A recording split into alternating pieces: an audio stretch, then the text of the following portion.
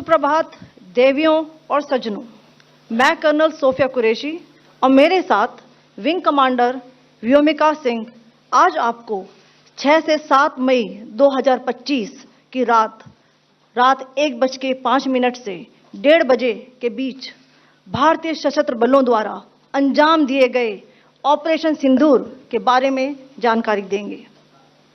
Operation सिंदूर 22 अप्रैल को पहलगाम में हुए विभत्स आतंकवादी हमले के शिकार मासूम नागरिकों व उनके परिवारों को न्याय देने के लिए लॉन्च किया गया था।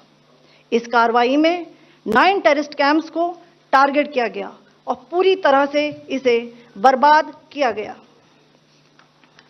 पाकिस्तान में पिछले 3 दशकों से टेरर इंफ्रास्ट्रक्चर का निर्माण हो रहा है। इसमें recruitment, indoctrination centres, training areas व लॉन्च पैड शामिल थे, जो पाकिस्तान और पाक अधिकृत जम्मू कश्मीर POJK दोनों में फैले हैं। Operation Sindoor was launched by Indian Armed Forces to deliver justice to the victims of Pahalgam terror attack and their families. 9 terrorist camps were targeted and successfully destroyed. Over the last 3 decades, Pakistan has systematically built terror infrastructure. It is a complex web of recruitment and indoctrination centers, training areas for initial and refresher courses, and launch pads for handlers. These camps are located both in Pakistan as well as Pakistan-occupied Jammu and Kashmir areas. Some of the well-known training camps are located, as you can see on the screen. They are distributed from Savai Nala in the north, counting to approximately 21, ending at Bhagalpur to the south. इन लक्ष्यों का चयन विश्वसनीय intelligence सूचनाओं के आधार पर हुआ ताकि आतंक गतिविधियों की रीढ़ तोड़ी जा सके, और यह खास ध्यान दिया गया कि निर्दोष नागरिकों और सिविलियन इंस्टॉलेशन को नुकसान न पहुंचे। The selection of these targets for Operation Sindoor was based on credible intelligence inputs and role of these facilities in perpetrating the terror activities. The locations were so selected to avoid damage to civilian infrastructures and loss of any civilian lives. This was done with due diligence, and the camps selected for targeting and their engagement will now be shown to you one by one. POJK के target मैं आपको बताना चाहूंगी।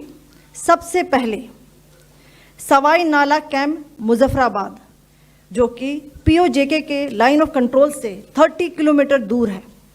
यह एक लश्कर तौयबा का training centre था। 20 अक्टूबर 2024 सोनमर्ग, 24 अक्टूबर 24 गुलमर्ग, 22 अप्रैल 2025 पहलगाम, इन हमलों के आतंकियों ने यहीं से प्रशिक्षण लिया था। सैयदना बिलाल कैंप मुजफ्फराबाद, यह एक जैश ए मोहम्मद का स्टेजिंग एरिया है। यह हथियार, विस्फोटक और जंगल सर्वाइवल ट्रेनिंग का केंद्र भी था। गुलपुर कैंप कोटली, यह LOC से 30 किलोमीटर दूर था। लश्कर तौयबा का बेस था, जो रजौरी, पुंछ में सक्रिय था।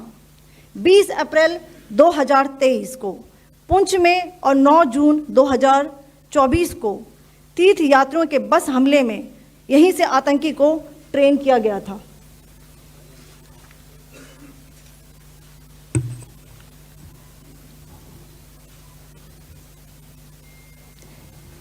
बरनाला कैंप बिम्बर, ये LOC से 9 किलोमीटर दूर है। यहाँ पर हथियार, हैंडलिंग, IED व जंगल सर्वाइवल का प्रशिक्षण केंद्र था। अब्बास कैंप कोटली,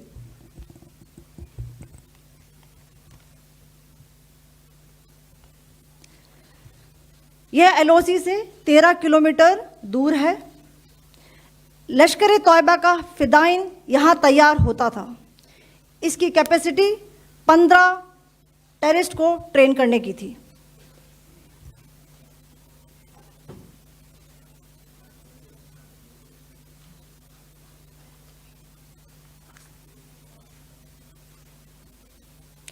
अब मैं पाकिस्तान के अंदर के टारगेट से अवगत कराना चाहूंगी।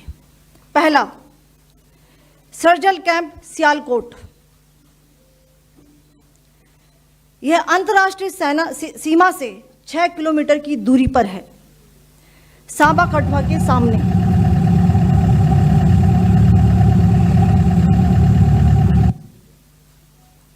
मार्च 2025 में जम्मू एंड कश्मीर पुलिस के 4 जवानों की जो हत्या की गई थी, उन आतंकवादियों को इसी जगह पर ट्रेन किया गया था। दूसरा, महमूना जाया कैंप सियालकोट। यह 18 से 12 किलोमीटर आईबी से दूर था। हिजबुल मुजाहिदीन का बहुत बड़ा कैंप था। यह कठुआ जम्मू क्षेत्र में आतंक फैलाने का नियंत्रण केंद्र था। पठानकोट एयरफोर्स बेस पर किया गया हमला भी इसी कैंप से प्लान और डायरेक्ट किया गया था। मरकज ताइबा मुरीद के, यह आईबी से 18 से 25 किलोमीटर दूरी पर है। 2008 के मुंबई हमले के आतंकी भी यहीं से प्रशिक्षित हुए थे। अजमल कसब व डेविड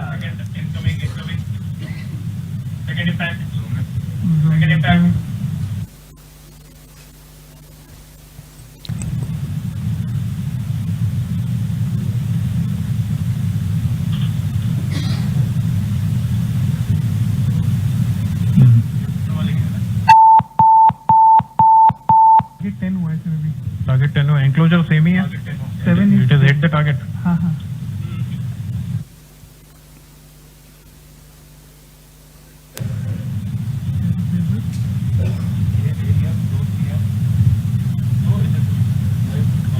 तीसरा आ गया सर इम्पैक्ट।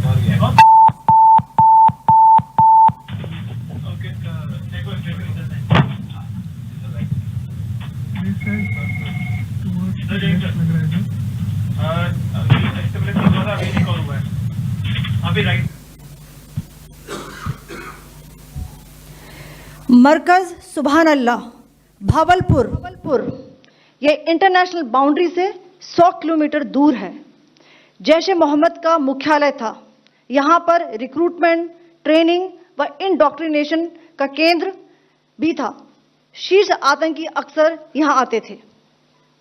मैं आप सबको बताना चाहती हूँ कि किसी भी सैन्य ठिकाने का निशाना नहीं बनाया गया और अभी तक किसी तरह की नागरिक क्षति की रिपोर्ट नहीं है। धन्यवाद। जय Hind. The strike on the terror camps were undertaken through precision capability, as shown to you.